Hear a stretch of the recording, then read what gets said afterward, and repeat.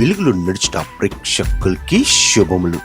లోకపు మాట, ఆలోచించి తీసుకున్న నిర్ణయం, కష్టపడి దక్కించుకున్న అవకాశం, ఓటమి నేర్పిన అనుభవం ఎప్పటికీ వృధా కాదు.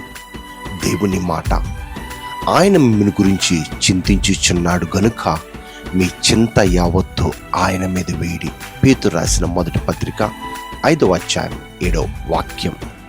చిన్న ప్రార్థన. దేవా, ఈ లోకంలో జీవిస్తున్న మా జీవితంలో వస్తున్న అడ్డులు, ఆటంకాలు మమ్మల్ని కృంగదీస్తున్నాయి ప్రభు.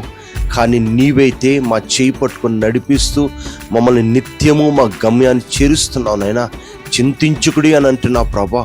అట్టి చింత నుంచి నీవే విడుదల కలుగు చేయమని అడుగుచు యేసు నామమున వేడుకుంటున్నాము తండ్రి, ఆమేన్.